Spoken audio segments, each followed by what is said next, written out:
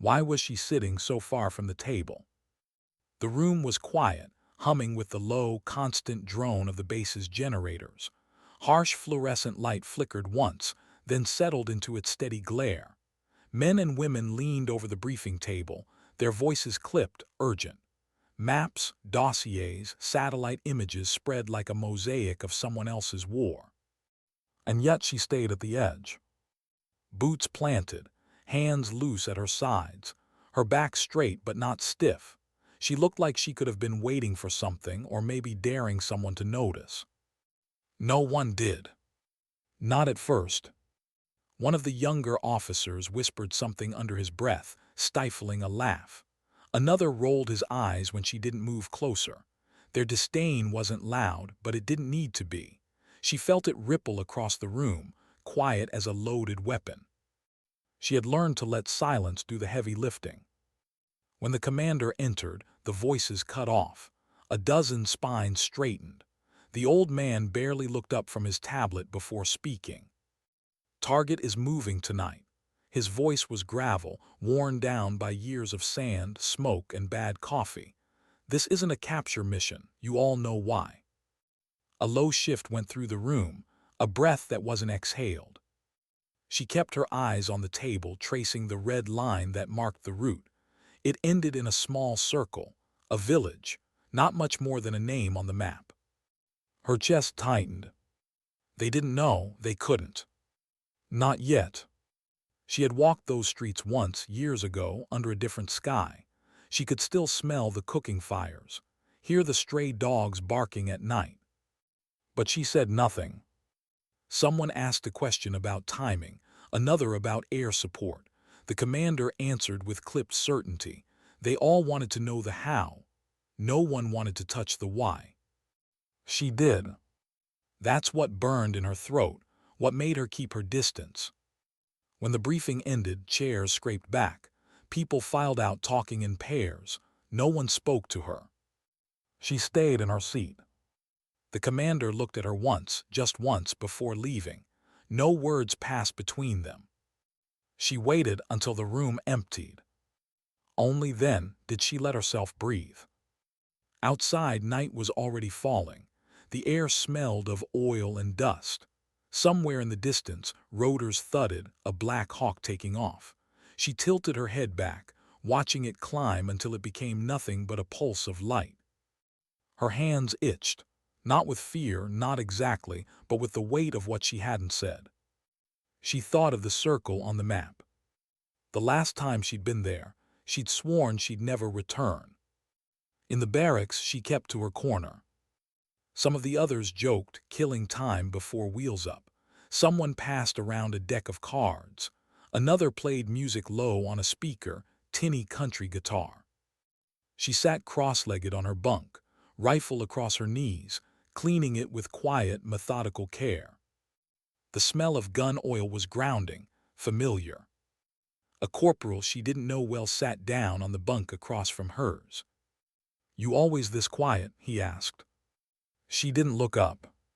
"Sometimes," she said. He hesitated, like he wasn't sure if that was the end of the conversation. "You good for tonight?" he asked. "Yeah." She could feel him wanting to ask more. People always did, just before a mission. Maybe it was their way of taking inventory of each other's souls. He didn't. Instead, he told a story about how he used to be a mechanic before the army, how he'd gotten good at pulling apart engines, putting them back together faster than anyone else in his shop. "You ever do something so many times you start doing it in your sleep?"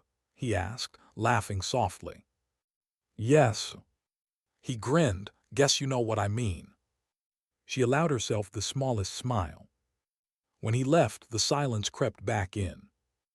Later in the hangar, the team gathered around the bird. The smell of jet fuel was thick, stinging the back of her throat.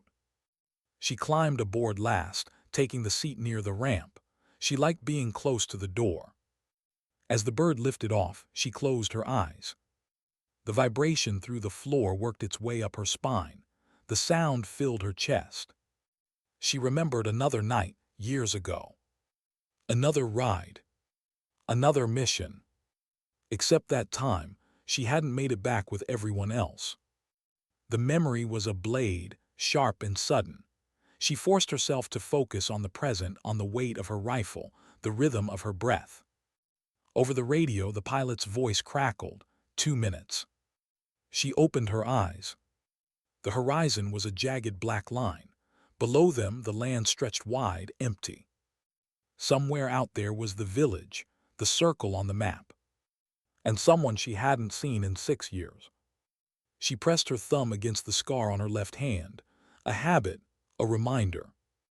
When the bird touched down, the team fanned out. Night was absolute here, broken only by the faint glow of their NVGs. She scanned the tree line, every sense stretched tight.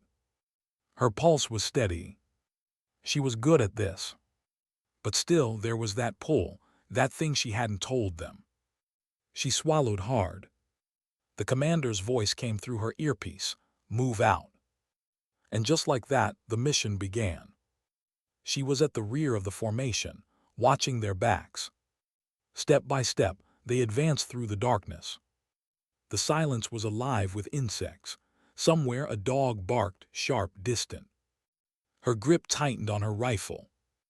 Every sound was memory. Every shadow was a ghost. But she kept moving. Because there was no turning back now. By the time they reached the first cluster of buildings, her throat was dry. She signaled halt. Listened. Nothing but the soft rustle of wind. And yet something felt off. She couldn't name it, couldn't explain. But she felt it like a wire drawn tight inside her chest. Then she saw him. Not the target, not yet. A boy no older than 12 standing in the doorway of a house, barefoot. He stared at them with wide, unblinking eyes. She froze. The others hadn't seen him yet. She raised a hand, signaling stop. And for a long, breathless moment, no one moved. The night held its breath. What was a child doing out here in the middle of the night? Her heart thudded once, hard, then seemed to stop. The boy didn't move, didn't run. He just stood there, barefoot, framed by the doorway. For a moment, she wasn't on this mission anymore. She was somewhere else entirely, years back, before the uniform, before the scar. She could almost smell the dust of a different night, hear the laughter of children who used to chase her through narrow streets when she was stationed here. Her throat went dry. Through the comms, the commander's voice came, low and sharp. Why are we stopped? She hesitated. Her finger hovered near the transmit button. If she said what she saw, they'd breach that house. They'd pull the boy out, question him, terrify him, maybe worse, if they thought he was a spotter. Her hand clenched. Movement, she said finally, her voice flat. Doorway, civilian. There was a pause, then handle it. 2 words that meant a dozen things. She lowered her rifle. Slowly she stepped forward. The others fanned out, covering angles, watching her. The boy didn't move as she approached. His face was calm, too calm. Hey, she said softly. No answer. Her boots crunched on gravel. When she was close enough to see his eyes, her chest tightened. There was no fear there, no panic. Only recognition. He knew who she was. That was impossible. She swallowed hard. Where's your family? Nothing. Are you alone? Nothing. Then a whisper. You came back. She froze. The words were like a knife slipped between her ribs. Because he was right. She had come back. And now the entire weight of that decision pressed down on her. Behind her, someone shifted. Clear him or we move, one of the others hissed.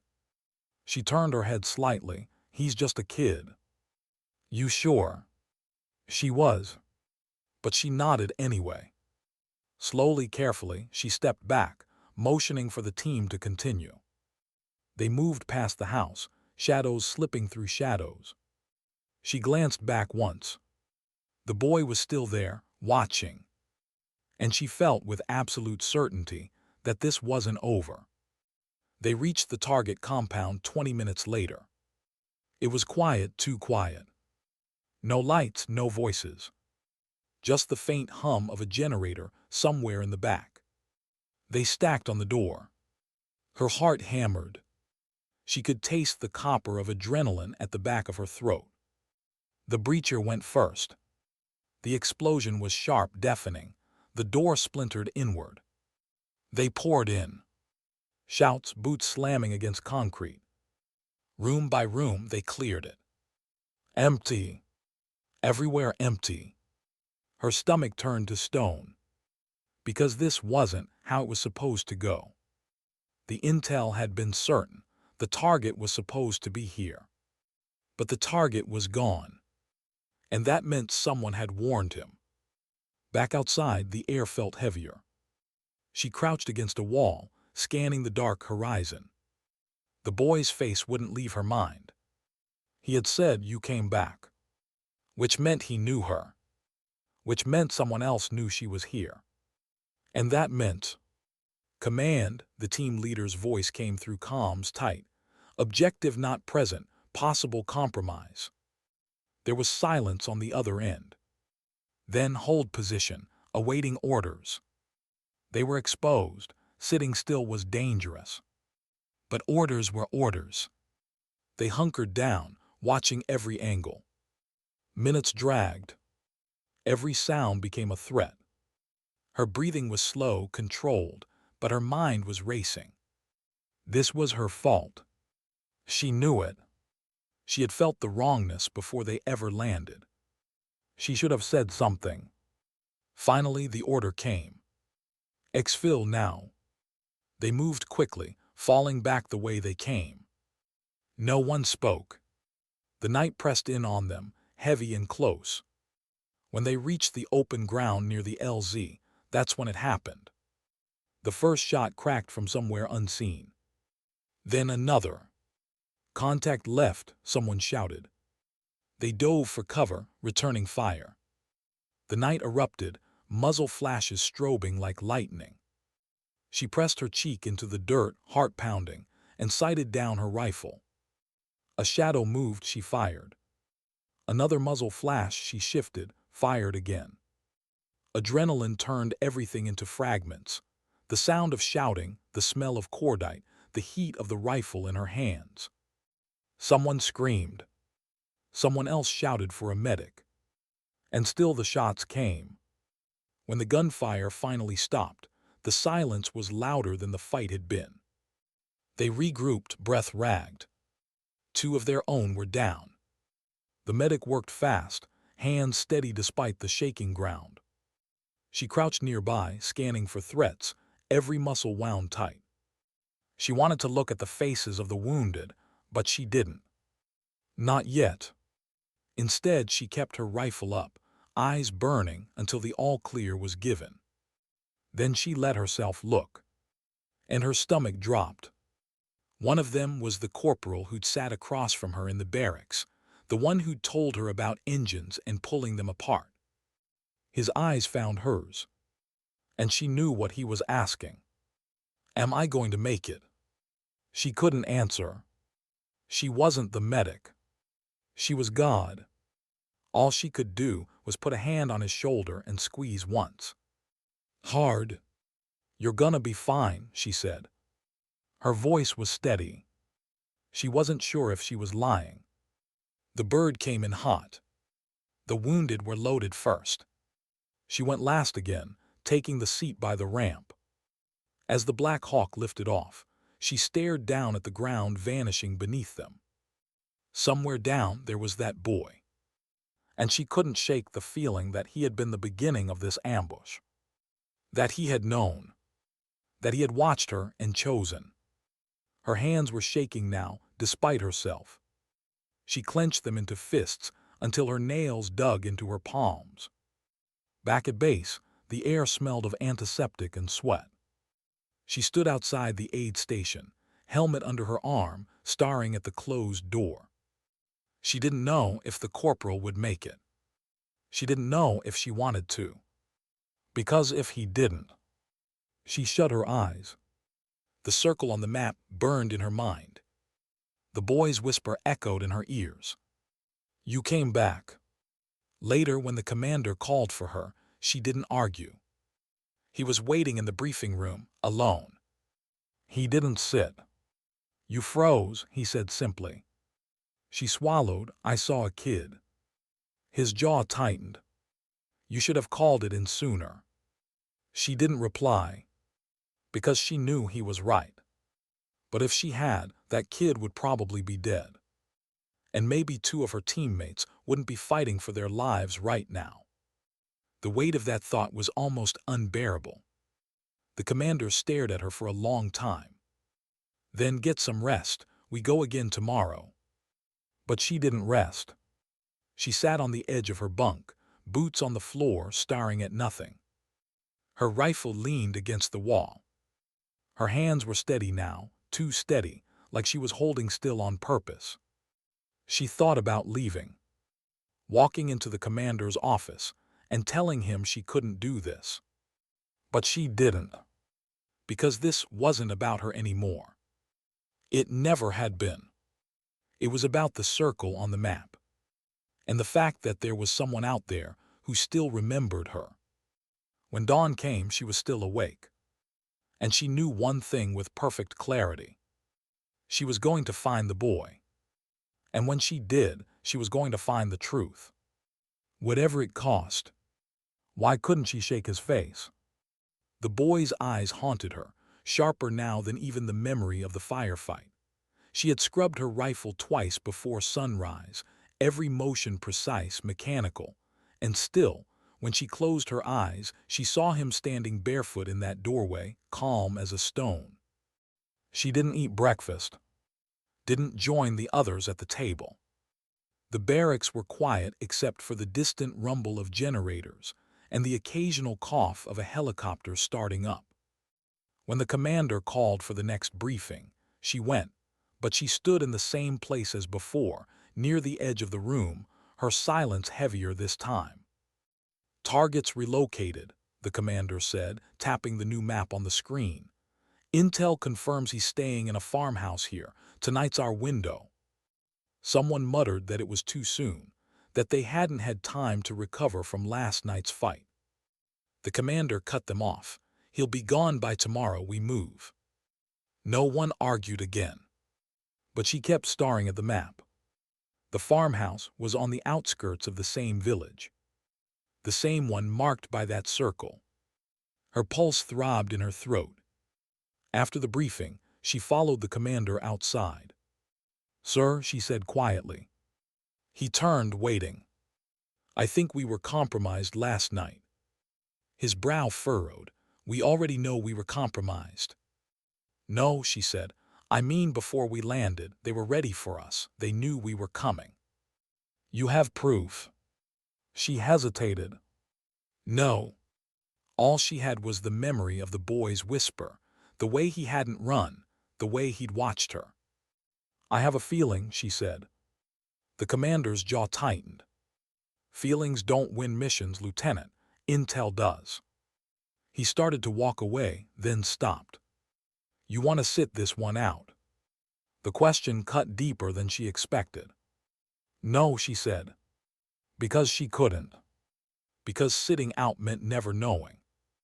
Back in the barracks, she began to plan. Not for the mission, for herself.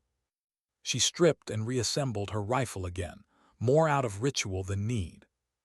She packed her ruck with more than the standard loadout, extra water, a little food, a field dressing kit. The others noticed. You planning to go camping? One of them joked. She didn't answer. Instead, she checked her gear one more time and waited for nightfall. When they lifted off again, she sat by the ramp as usual, wind tearing at her hair beneath the helmet.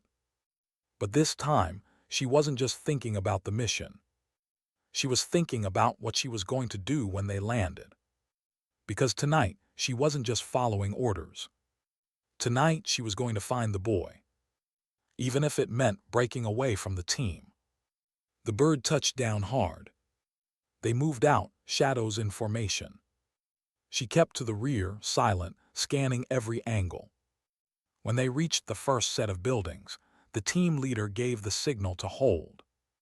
They were waiting for drone overwatch to confirm no movement. This was her chance. While the others faced forward, eyes on the compound ahead, she slipped back just a few steps at first. Then more, until the night swallowed her. Her heart pounded. Every instinct screamed that she was doing something reckless. But she kept going, because this wasn't about the mission anymore. It was about the truth. The village was quiet but not dead. Somewhere a dog barked. Somewhere else a door creaked shut. She moved like a ghost through the narrow alleys, rifle up, ears straining. Then a sound. A scuff of movement to her left. She froze. Slowly she turned her head.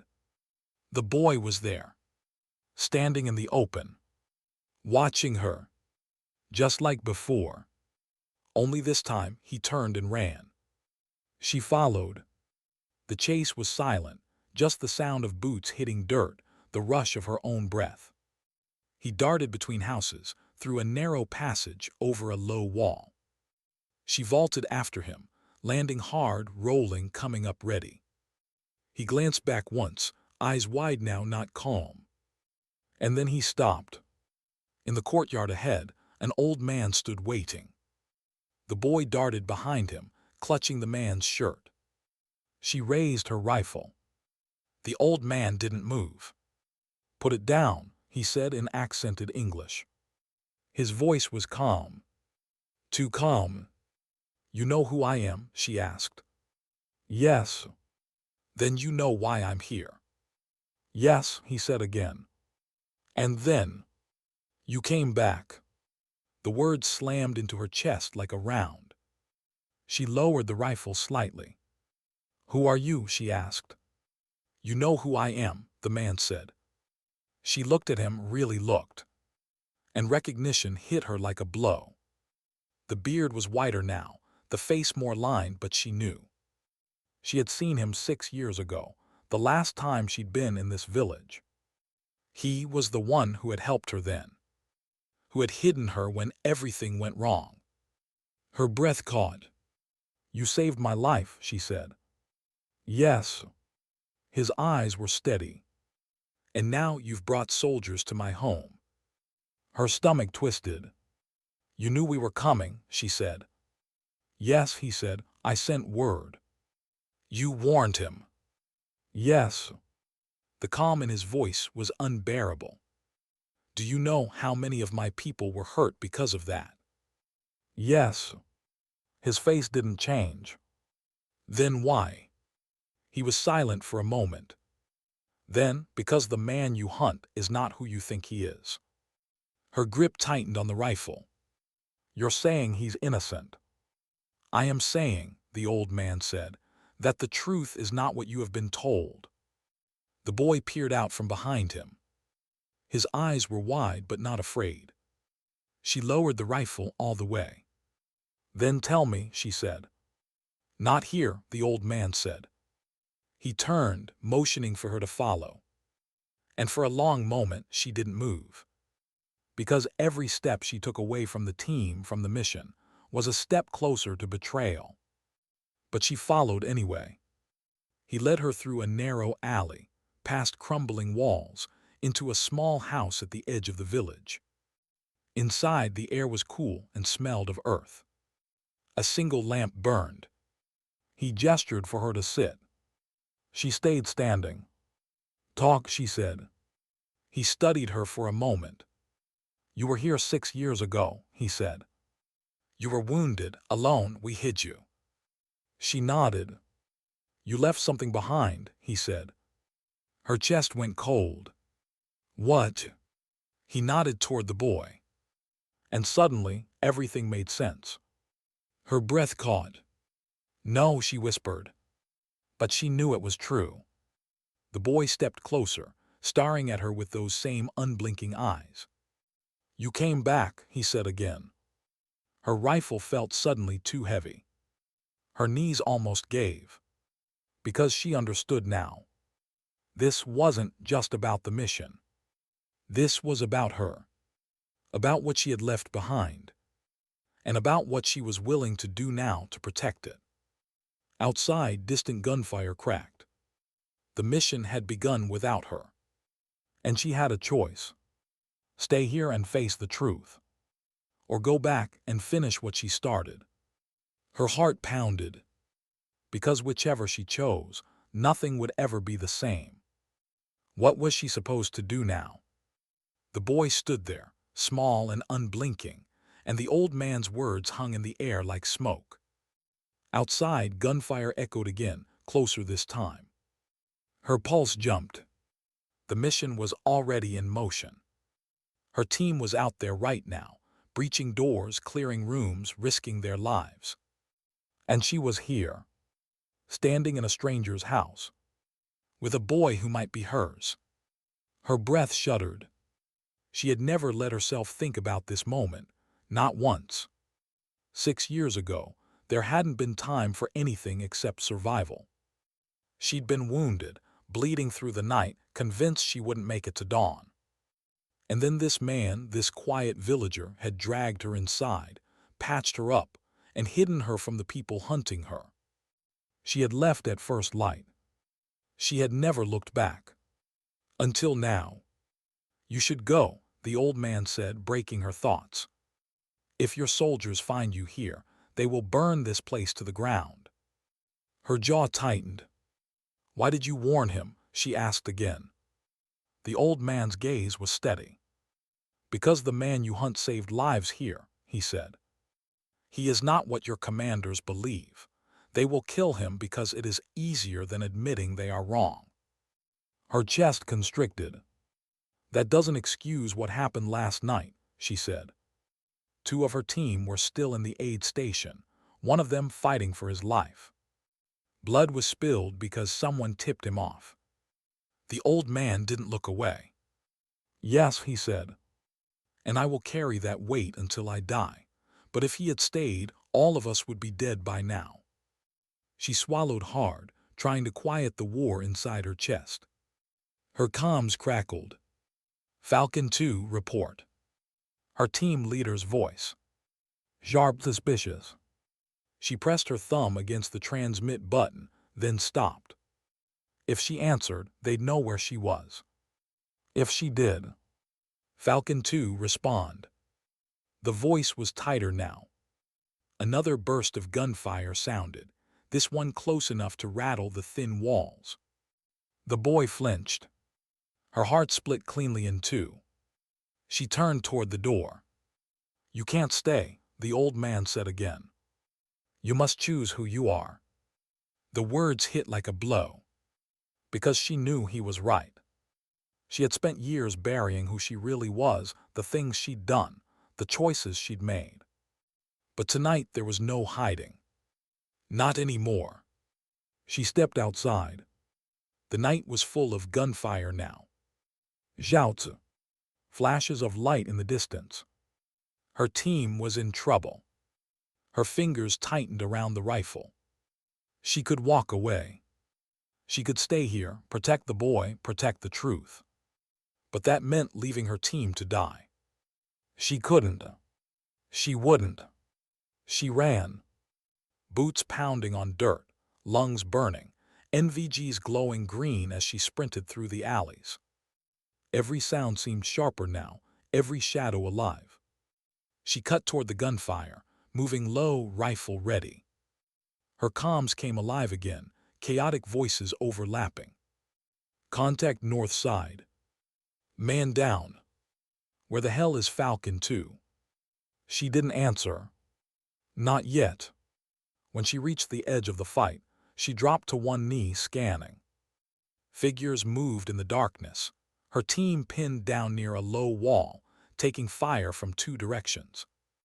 She raised her rifle, sighted and fired. One shadow dropped.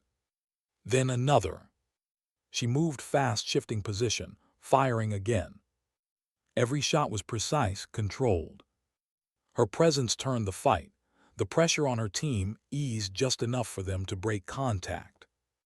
When the last shot echoed away, the night went still again. Her chest heaved. Her hands trembled. She had just saved their lives. But she wasn't sure they would thank her for it. When she rejoined the team, every face turned toward her. Their expressions were unreadable in the green glow: shock, anger, relief, all mixed together. The team leader strode toward her. "Where the hell were you?" he hissed. She didn't answer right away. He grabbed her plate carrier, yanking her closer. "You disappear in the middle of a mission, you don't answer comms, and you show up at the end like some goddamn ghost. What are you doing, Lieutenant?" Her voice came out quieter than she expected. "I was getting answers." His eyes narrowed. "What does that mean?" She hesitated, because telling him the truth here now might doom the boy. And the old man. And everyone in that village. "It means we're hunting the wrong man," she said finally. A silence fell over the group. Even through the ringing in her ears, she could hear it, heavy and dangerous. The team leader's face was a mask. "You better be real sure of that," he said. "I am." Back at base, she was pulled straight into the commander's office. He was waiting for her, hands on the table, face carved from stone. "You went dark," he said. "Yes, sir." "You broke formation." "Yes, sir." "You disobeyed a direct order." She said nothing, because there was nothing to say. "You understand what that means?" "Yes, sir." His eyes were like ice. "You just put the entire mission at risk." Her jaw tightened. "No, sir," she said quietly. "I just saved it." For a long moment, neither of them moved. Then the commander sat back, exhaling through his nose. "You think you know something I don't," he said. "I do," she said. And she told him everything. Not about the boy, not yet. But about the old man. About what he'd said. About how the target wasn't who they thought. The commander listened, face unreadable. When she finished, he leaned forward. "You have no proof," he said. "Just a story from a man who should be dead." Her throat tightened. "Then give me the time to get proof." He stared at her for a long moment. "You're asking me to delay an op based on your gut?" "Yes, sir." He shook his head. "You've got until dawn," he said finally. "After that, we go in with or without you." When she left the office, the night sky was just starting to lighten, a thin silver line on the horizon.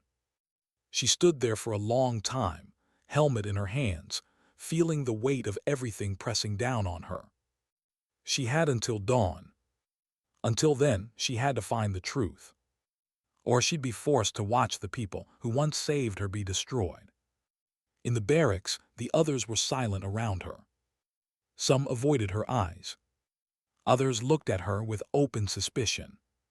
She sat on the edge of her bunk, head bowed, hands clasped tight. She wasn't sure which hurt more, the bruises from the fight, or the way the air between them had changed. The corporal who'd been shot last night was still in critical condition. If he died... She shut her eyes. She couldn't think about that now, because there was no more time to hesitate. When she looked up again, her decision was made. She slung her rifle, grabbed her pack, and headed for the gate. This time, she wasn't waiting for orders. She wasn't asking permission. Because if she was going to carry the weight of this choice, she was going to make it on her own terms. The village was quiet when she returned. Too quiet. No voices. No animals. Not even the faint hum of a generator. She moved slowly, rifle at the low ready, scanning every shadow. She had been here before, years ago. Back then, it had been a refuge. Now it felt like a trap. The old man was waiting for her, sitting on the same chair by the same doorway, as if he had never moved. but something in his eyes was different this time. He had been expecting her. "You came back," he said. "I had to," she said. "They gave me until dawn." His mouth twitched, the faintest shadow of a smile. "And you think you will find the truth before then?" Her jaw tightened. "I don't have a choice." He studied her for a long moment, then stood. "Then come," he said. He led her through the narrow streets, past shuttered homes and silent courtyards, until they reached the far edge of the village. There was a door here she didn't remember, half hidden behind a leaning fence. The old man unlocked it and stepped inside. She followed, and stopped dead. The room beyond was lit by a single bare bulb. Its light fell on maps, radios, and a small stack of worn rifles. But that wasn't what made her breath catch. It was the wall, covered with names. Dozens of them. Maybe hundreds. Men, women, children, written in careful, precise letters. Some of them she recognized. Some of them she had killed. The old man's voice was quiet. "These are the people who have died here," he said. "Not all by your hand, but by the war you fight." Her chest felt tight, too small for her lungs. "We didn't start this war," she said. "No," he agreed. "But you keep it alive." She turned toward him sharply. "You told me the man we're hunting isn't who we think. Prove it." The old man nodded once. He crossed the room, opened a small wooden box, and handed her a battered photograph. She stared at it, at the man in the picture. Same face. Same eyes.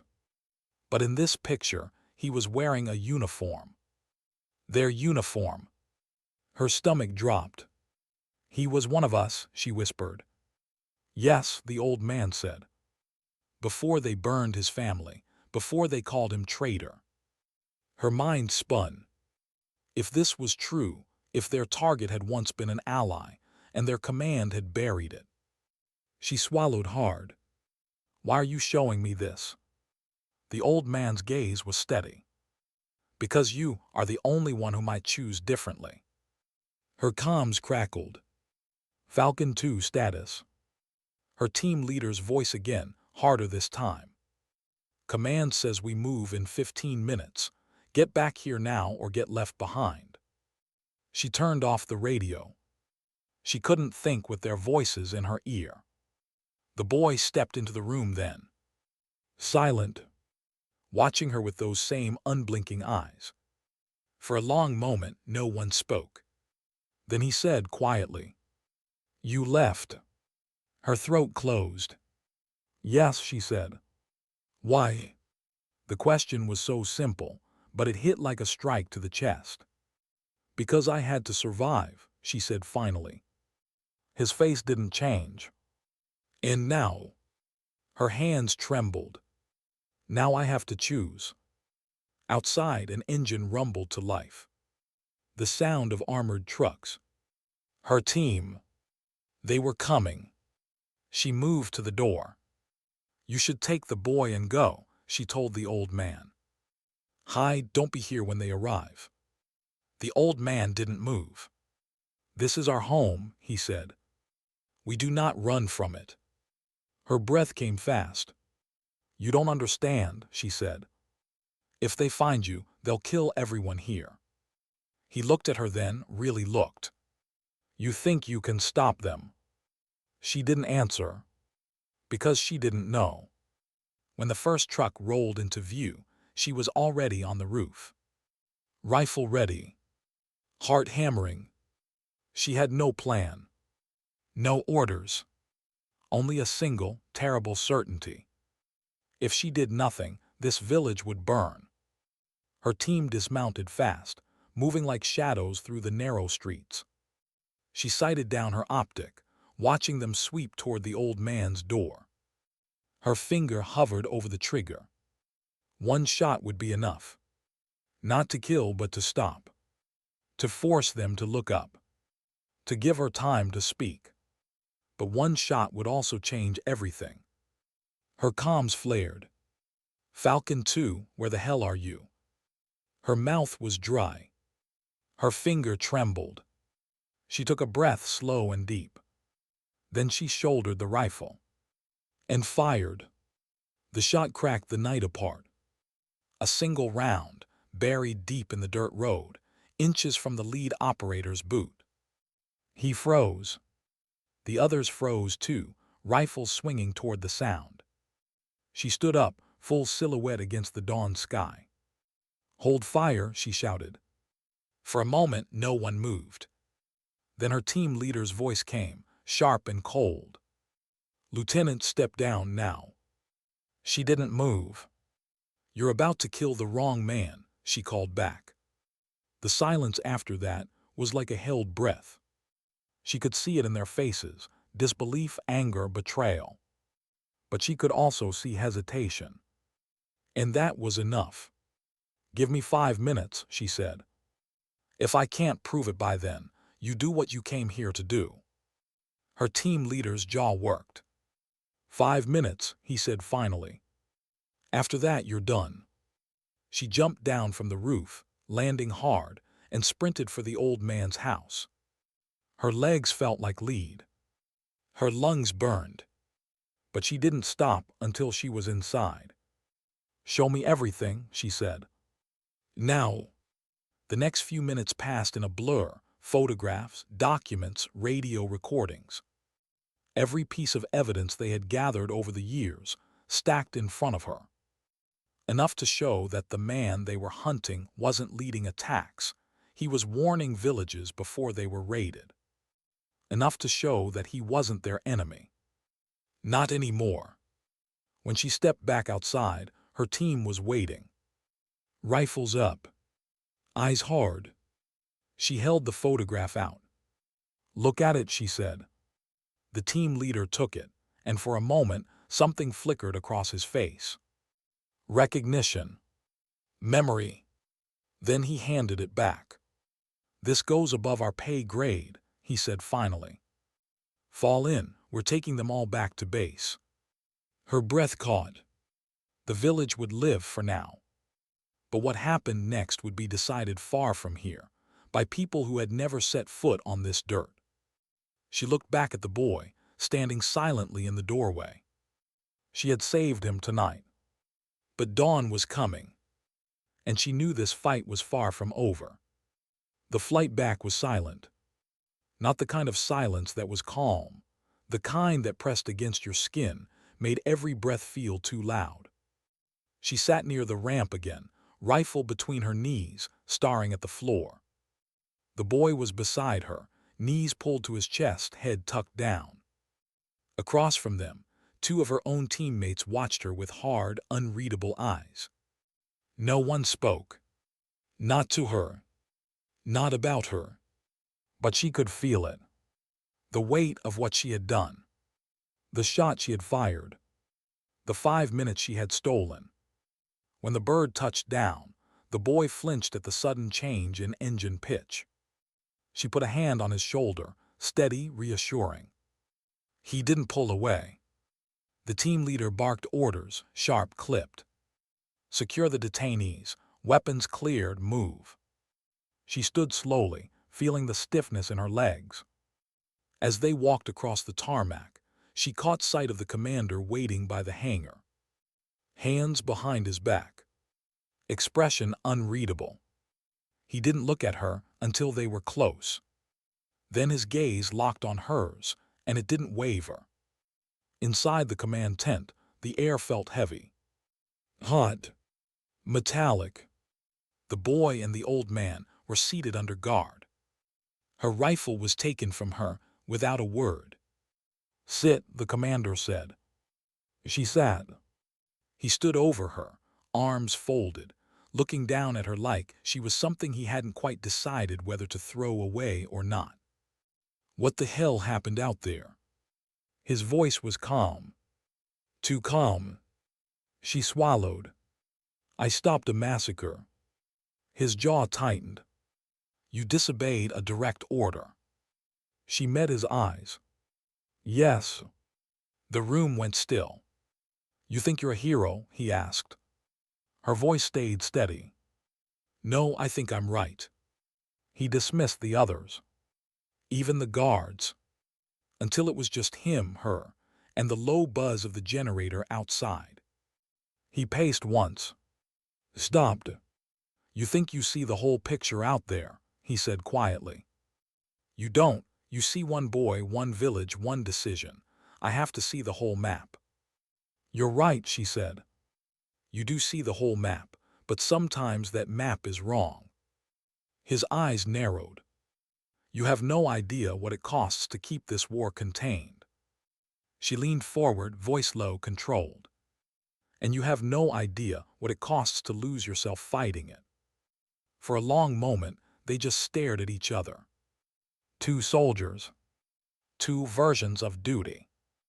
Neither willing to blink. The flap of the tent rustled. A young intel officer stepped in, hesitating when he saw the tension.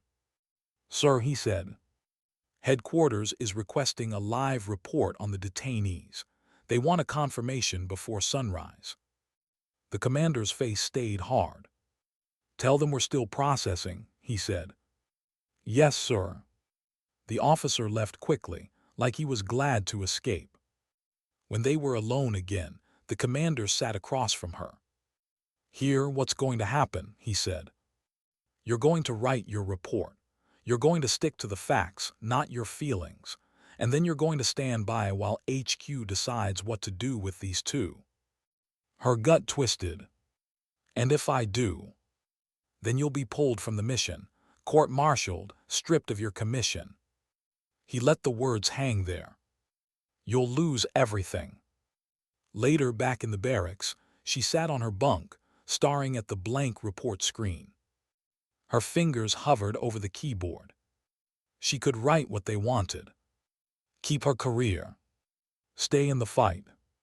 Or she could write the truth, all of it. And watch everything she had built go up in smoke. The corporal from before sat down across from her. He looked tired. Older somehow. You're gonna do it, aren't you? He asked quietly. She didn't look up. I don't know, she said. Yeah, you do, he said. I've seen you. You can't live with yourself if you lie. Her throat tightened. You know what happens if I don't lie. He nodded.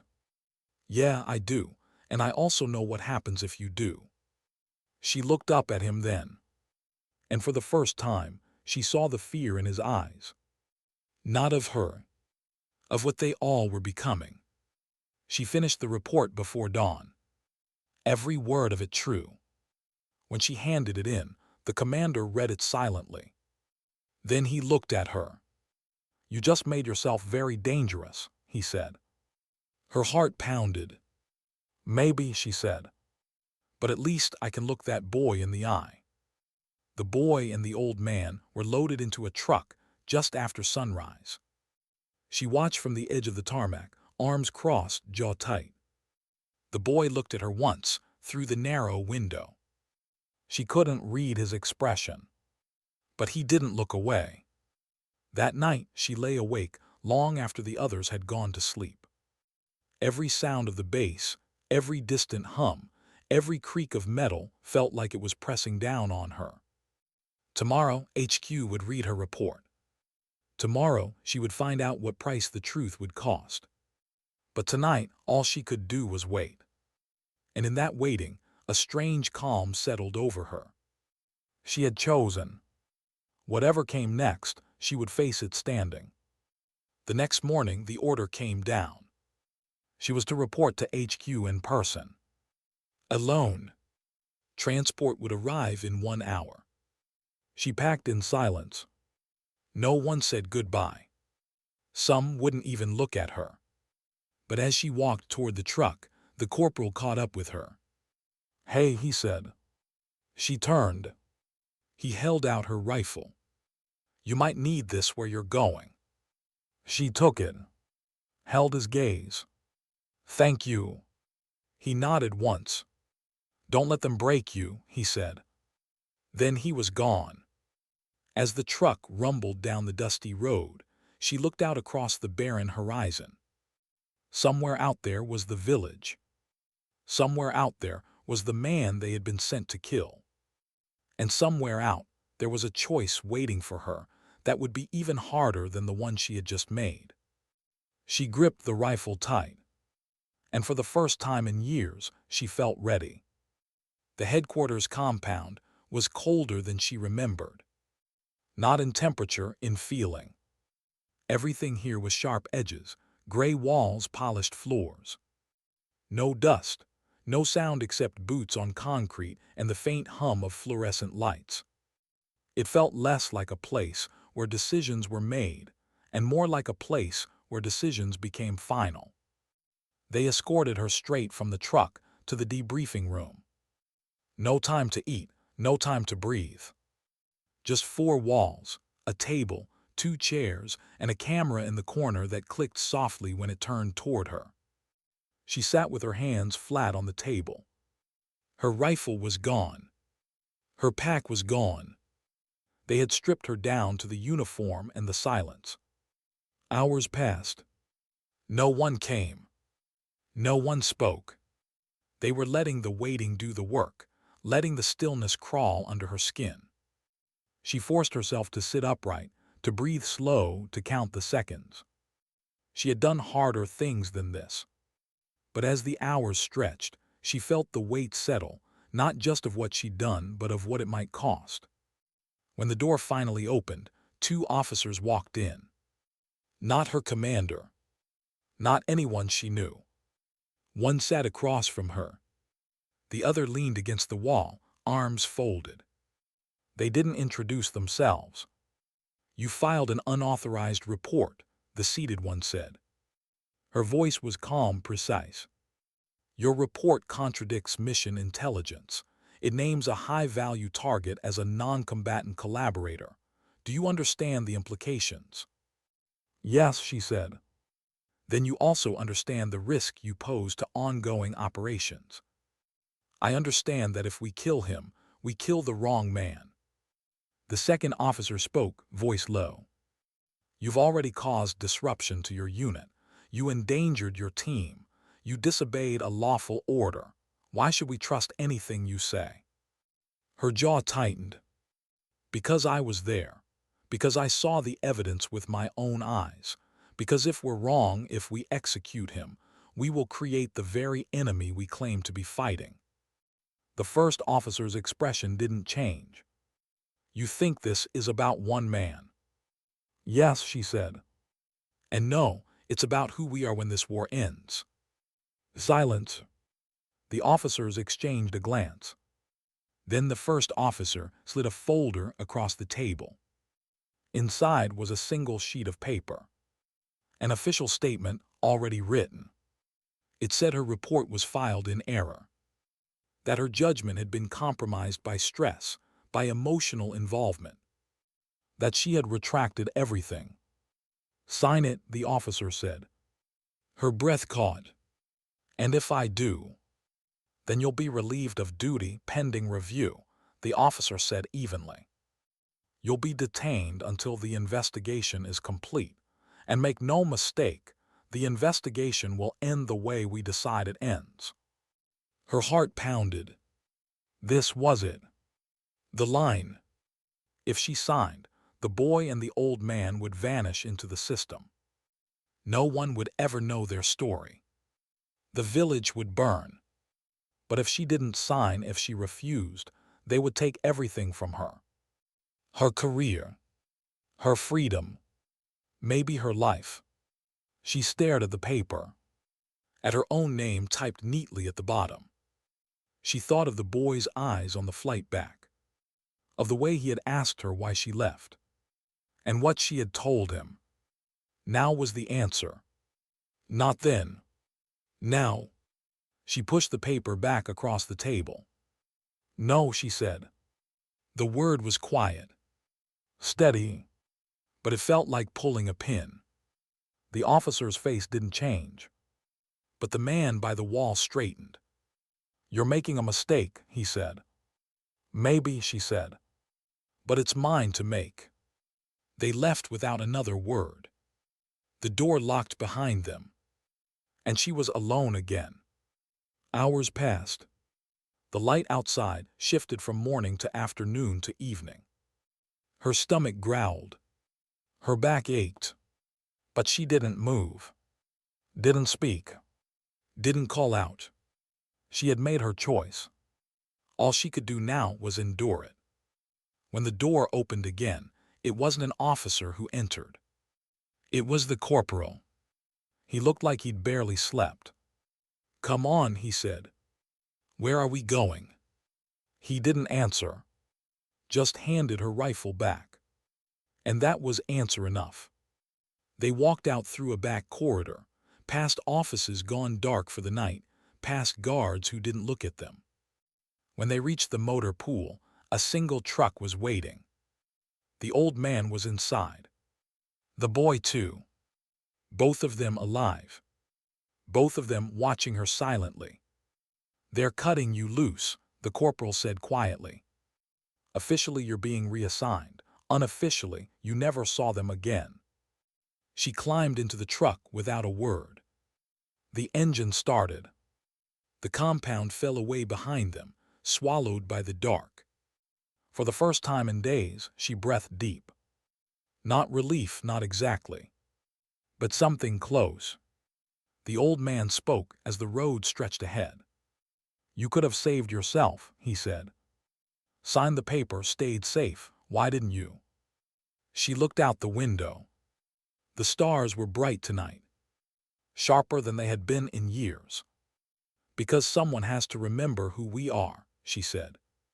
The truck drove through the night, heading back toward the empty places where no one was watching.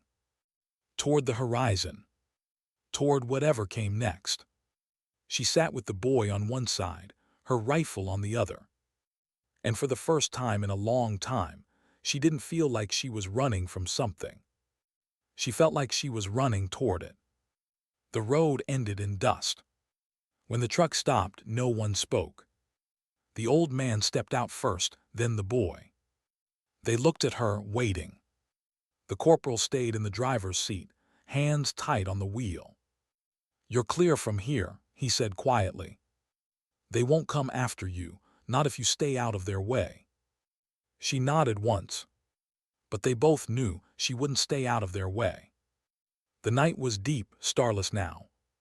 Somewhere far off, an owl called. The air smelled like earth, like dry grass, like freedom, if freedom had a smell. She slung her rifle, adjusted her pack, and started walking. The boy fell into step beside her. The old man followed. No one asked where they were going. They all knew. By dawn, they reached the ridgeline. From there, the valley stretched below, the village still sleeping under its thin veil of morning mist. And beyond it, half hidden in the hills, was the camp. She raised her scope and found him. The man they had been sent to kill. The man who had once worn the same flag she still carried on her shoulder. He was sitting by a fire, sharpening a knife, unaware that someone was watching. Her heart thudded. Not with fear, with the weight of the moment. All she had to do was call it in. One word over the radio, and a drone would finish the job. She could walk away clean. Her record restored. Her career salvaged. No one would ever know. Except her. And the boy.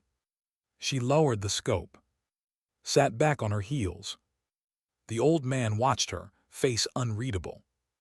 "What will you do?" he asked. She wiped the sweat from her brow, though the morning air was still cool. "I came here to see him," she said quietly. "To see if the man on that paper and the man in front of me were the same. And—" she closed her eyes. "They are, and they are."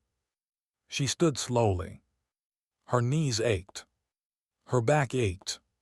But there was strength in the ache, like she had been carrying something heavy for years and was finally setting it down. She turned to the old man. "Tell him he's not safe here," she said. "They'll come again, maybe not today, but they will." The old man nodded. "He won't run." She looked toward the valley, toward the smoke rising from the campfire. Then I guess neither will I. The boy's small voice broke the silence. What happens now? She crouched so she was eye level with him. His face was solemn, older than it should have been. Now we keep them honest, she said. Even if we have to do it alone. By midday, the sun was high. She stayed on the ridge, watching the village wake, watching children run through the streets, women hanging laundry, men leading donkeys toward the fields. It looked almost peaceful. Almost. And for a moment, she let herself believe it could stay that way. When the corporal returned that night, he brought supplies, ammo, food, water. He didn't ask questions. He didn't have to. They think you're gone, he said. Good, she said. Let them keep thinking that. Days turned to weeks. Word spread quietly through the hills that there was a soldier watching now, one who didn't take sides, one who made sure that when death came to the valley, it did not come unchallenged. Some nights she thought about going back, handing in her rifle, trying to start over. But every time she looked at the boy, at the way he slept with one hand on the edge of her pack like it was a shield, she knew she was exactly where she was meant to be. One evening, as the sun bled red across the horizon, the old man sat beside her. You could leave, he said softly. You've done enough. She shook her head. Not yet. He studied her in silence, then nodded. You remind me of someone, he said. Who? He smiled faintly. My daughter. The words cut deep, but not in the way they once would have. Now they felt like a salve, not a wound. She would be proud of you, he said. Her throat tightened. She didn't speak. Didn't need to. Because in the quiet, she knew he was right. When the next convoy came, she was ready. Not with ambush. Not with violence. With a single, perfect shot, into the dirt road again just like before. A warning. A message. That someone was watching. That someone would speak if no one else did. And when the dust cleared and the convoy turned back, she exhaled slow. The boy smiled for the first time in weeks. A small thing. But it felt like victory. That night she sat on the roof of the old man's house, watching the stars.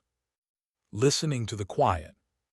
Not the heavy silence of a briefing room. Not the waiting silence of an interrogation cell. This was different. This was the kind of silence that meant life went on. The kind that carried the weight of command, not because she had been given it, but because she had chosen to carry it. And when the dawn came, soft and gold over the hills, she didn't speak. She didn't have to. Because sometimes dignity doesn't speak. It simply acts.